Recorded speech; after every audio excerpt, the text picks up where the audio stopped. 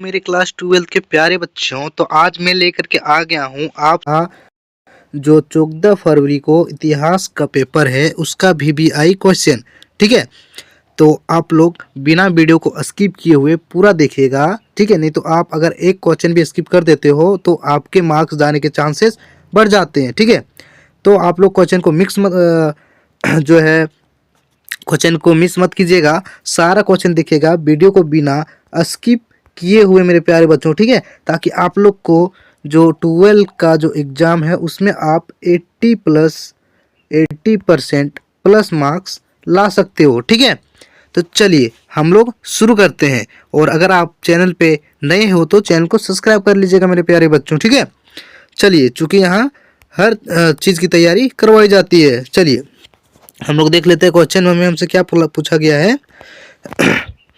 हाँ, एक नंबर हमसे क्या बोला गया है, मोहनजोदड़ो की खोज किसने की थी?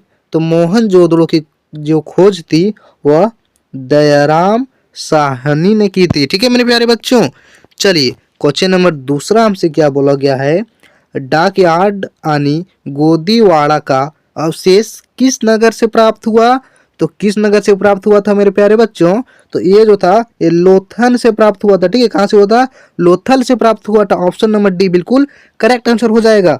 आप लोग घबराना नहीं है। ठीक है, आप लोग मोहनजोदड़ो देख के फटा करके टिक मत मार देना। ठीक है, कहाँ हुआ था? तो लोथल से हुआ था। ठीक है, चलिए अगला क्वेश्चन देख लेते हैं हम लोग। मौर्य वंश के अंतिम शासक कौन थे? तो मौर्य वंश के जो अंतिम शासक थे मेरे प्यारे बच्चों वो था बृहद्रथ। ठीक है, बृहद्रथ था। ठीक है, ऑप्शन नंबर बिल्कुल राइट आंसर हो जाएगा मेरे प्यारे बच्चों।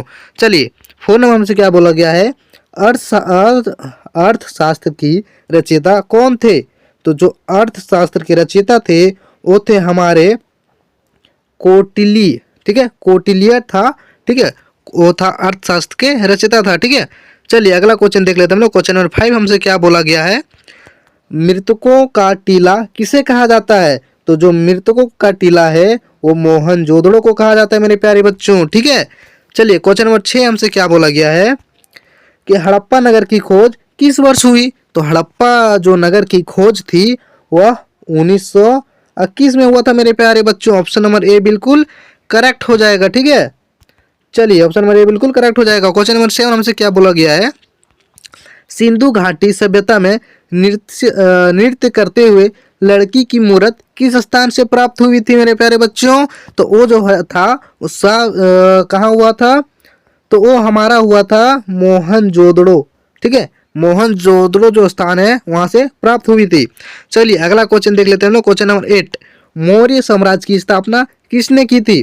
तो मौर्य साम्राज्य की जो स्थापना थी वह चंद्रगुप्ता मौर्य ने किया था। ठीक है, चलिए क्वेश्चन नंबर 9 हमसे क्या बोला गया है, मौर्य समाज में प्रचलित मुद्रा का नाम क्या था मेरे प्यारे बच्चों? तो जो इसका क्वेश्चन नंबर 9 का राइट आंसर हो जाएगा ऑप्शन नंबर ए पन था। ठीक है, क्या था? पन था मौर्य साम्राज्य से प्रचलित मुद्रा का नाम। चलिए अगला क्वेश्चन देख लेते हैं हम लोग। क्वेश्चन नंबर 10 हमसे क्या बोला गया है, मुद्रा राक्षस लेखक निम्न में से कौन है? तो मुद्रा राक्षस लेखक निम्न में से कौन है? तो 10 का राइट आंसर हो जाएगा option number D Vishakha Dutt. ठीक है, कौन था? विशाखा दत्त। चलिए क्वेश्चन नंबर 11 हमसे क्या बोला गया है, निम्नलिखित में से कौन मौर्य वंश का शासक नहीं है? तो कौन मौर्य वंश का शासक नहीं है? तो वो अजात शत्रु जो था वो क्या था? मौर्य वंश का शासक नहीं है। चलिए क्वेश्चन नंबर 12 हमसे क्या बोला गया है, चंद्रगुप्त मौर्य ने सेल्यूक्स को कब पराजित किया? तो चंद्रगुप्त मौर्य ने सेल्यूक्स को जो था हमारा वो 305 बीसी में किया था। ठीक है बच्चों, पराजित किया था। चलिए अगला क्वेश्चन देख लेते हैं हम लोग।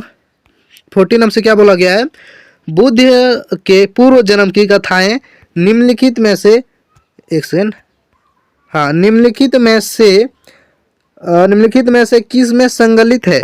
तो किस में है मेरे प्यारे बच्चों? तो 14 का जो राइट आंसर हो जाएगा ऑप्शन नंबर बी जातक कथा में। ठीक है, चलिए अगला क्वेश्चन देख लेते हैं हम लोग। भोपाल की किस बेगम ने सांची के स्तूप के संरचना में योगदान किया था हमारे प्यारे बच्चों? तो जो 15 का राइट आंसर हो जाएगा हमारा शाहजहाँ बेगम। यस ठीक है, सल्तुना जहां बेगम, ये भी ठीक है। तो क्या हो जाएगा ऑप्शन नंबर डी बिल्कुल करेक्ट आंसर हो जाएगा। बी और सी दोनों सही है। चलिए अगला क्वेश्चन देख लेते हैं हम लोग। क्या बोला गया हमसे 16 नंबर, बुद्ध के बचपन का नाम क्या था? बहुत इजी क्वेश्चन है, आप लोग को पता होगा। जो बुद्ध का था, एक सेकेंड, बुद्ध के बचपन का नाम जो था वो था हमारा सिद्धार्थ था। क्या बच्चों, क्या था बच्चों? सिद्धार्थ था। ठीक है, ऑप्शन नंबर डी बिल्कुल करेक्ट हो जाएगा। क्वेश्चन नंबर 17, एक सेकेंड, क्वेश्चन नंबर 17, महावीर का जन्म कहाँ हुआ था? तो जो महावीर का जन्म था वो वैशाली में हुआ था। कहाँ हुआ था मेरे प्यारे बच्चों? वैशाली में हुआ था, याद रखिएगा। ठीक है, चलिए अगला क्वेश्चन देख लेते हैं हम लोग। जैन समुदाय में प्रथम विभाजन के श्वेतांबर संप्रदाय के संस्थापक कौन थे? तो कौन थे मेरे प्यारे बच्चों? वो था हमारा स्थल भद्र। ठीक है, स्थूल भद्र था। ठीक है, चलिए आप लोग अगर यहाँ तक भी देख लिए हो ना तो वीडियो को स्किप मत कीजिएगा। ठीक है, क्योंकि इसके बाद जो सब सारा वीवीआई क्वेश्चन है आप लोग को ना डायरेक्ट पूछे जा सकते हैं। ठीक है, तो एक भी क्वेश्चन मिस मत कीजिएगा। चलिए अगला क्वेश्चन देख लेते हैं। और हाँ, सब्सक्राइब किए बगैर मत जाइएगा। चलिए क्या बोला गया हमको? 19 नंबर क्वेश्चन, स्तूप संबंधित है निम्न में से। ठीक है, जो स्तूप संबंधित है निम्न में से किसमें है? तो वो है हमारा, एक से ए ले लेते हैं। ऑप्शन ए है हमारा, किसमें स्तूप संबंधित, किसमें हमारा? तो ये है बौद्ध में। ठीक है, बौद्ध में है। चलिए अगला क्वेश्चन देख लेते हैं हम लोग। कुंडल वन कश्मीर में चतुर्थ बौद्ध संगीत किस शासक के काल में हुई मेरे प्यारे बच्चों? तो किस शासक के काल में हुई थी? तो ये हुआ था हमारा कनिष्ठ। एक सेकंड, कनिष्ठ के जो शासक था उसमें होता। ऑप्शन नंबर बी बिल्कुल करेक्ट आंसर हो जाएगा मेरे प्यारे बच्चों। ठीक है, चलिए अगला क्वेश्चन देख लेते हैं हम लोग।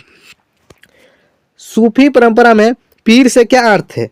तो सूफी जो परंपरा थी उसमें हमारा पीर से जो अर्थ था वो ये था कि गुरु, यानी कि पीर का जो अर्थ था वहां पे वो गुरु होता था। ठीक है, चलिए अगला क्वेश्चन देख लेते हैं हम लोग। 22 हमसे क्या बोला गया है? भक्ति एवं सूफी आंदोलन के संतों का योगदान था। क्या था वीआई क्वेश्चन? तो 22 का राइट आंसर हो जाएगा धार्मिक सद्भाव में, हिंदू और मुसलमानों में एकता, सामाजिक सद्भाव में। तो ये होगा ऑप्शन नंबर डी, इनमें से सभी। आप लोग एक बात याद रखिएगा, जहां ऐसा ऑप्शन आपको मिले ना इनमें से सभी वाला, हाँ इनमें से सभी वाला, तो ज़्यादा चांस रहता है ना कि इनमें से सभी ही होगा। ठीक है, तो ये आप लोग गौर कीजिएगा और ध्यान में रखिएगा इसको, इनमें से सभी। ये बहुत ही रेयर है, इसको मतलब आप लोग ना हर एक क्वेश्चन में ये जो हाँ मिल गया इसको मतलब समझो ये होना ही होना है। चलिए 23 में देख लेते हैं हम लोग। भक्ति आंदोलन भारत के किस क्षेत्र में प्रारंभ हुआ था मेरे प्यारे बच्चों? तो ये हुआ था हमारा दक्षिण में। ठीक है, दक्षिण क्षेत्र से प्रारंभ हुआ था। चलिए जल्दी जल्दी हम लोग कर लेते हैं। कीर्तन को प्रारंभ करने वाला संत का क्या नाम था? तो जो हमारा वो था कीर्तन करने को प्रारंभ करने वाला संत का जो नाम था वो था हमारा चैतन्य महाप्रभु। ठीक है, चलिए अगला क्वेश्चन देख लेते हैं।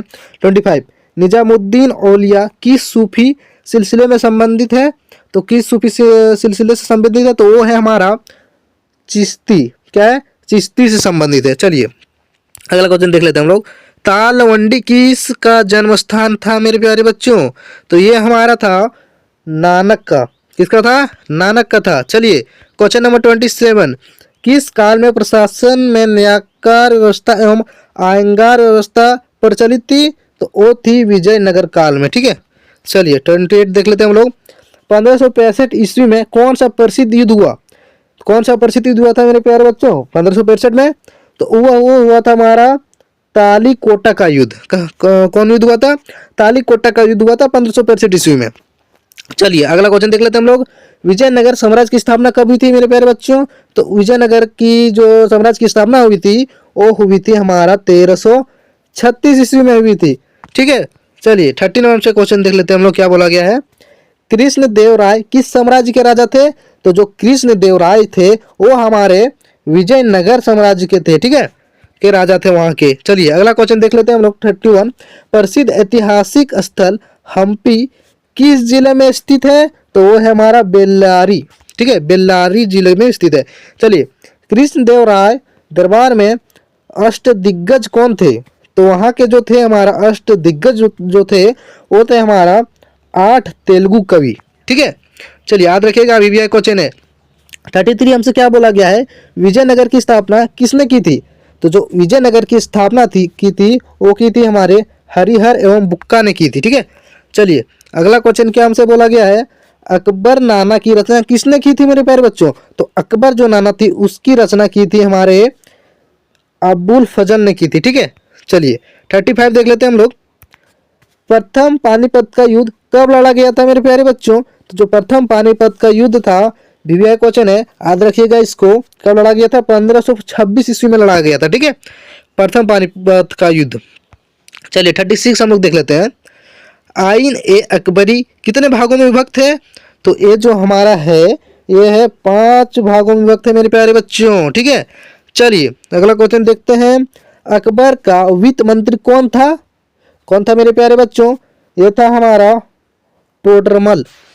कौन था? टोडरमल था। ठीक है, चलिए 38 नंबर से क्या बोला गया है, तंबाकू पर किस शासक ने प्रतिबंध लगाया था मेरे प्यारे बच्चों? तो वो जो लगाया था हमारा, किसने? जहांगीर ने लगाया था। किसने लगाया था? जहांगीर ने लगाया था। चलिए 39 नंबर से क्या बोला गया, मुगल काल में सर्वाधिक उपजाऊ भूमि को क्या कहा जाता था? क्या कहा जाता है? तो 39 का ऑप्शन हो जाएगा ऑप्शन नंबर ए, पोलज। ठीक है, चलिए 40 नंबर हम लोग देख लेते हैं। मुगल काल में साम्राज्य की आय का सर्वाधिक महत्वपूर्ण साधन क्या था? चलिए इसका आप लोग जवाब मुझे कमेंट में दीजिएगा, तब भी मैं जानूंगा आप लोग कितनी तैयारी किए हो और वीडियो को पूरा देखे या नहीं देखे। ठीक है, जो भी इसका सही जवाब देगा तब मैं समझ लूंगा उसका इस बार 80% पार होगा। चलिए ठीक है, तो यही हमारा 40 को क्वेश्चन था वीवीआई, इसके बाद क्वेश्चन है नहीं। तो हम लोग मिलते हैं नेक्स्ट वीडियो में एक और महातांडव के साथ। ठीक है, एक और वीवीआई क्वेश्चन के साथ। तब तक आप लोग क्या कीजिएगा, एक प्यारा सा लाइक और चैनल को सब्सक्राइब कर दीजिएगा। ठीक है, चलिए हम लोग मिलते हैं नेक्स्ट वीडियो में। बाय बाय, जय हिंद।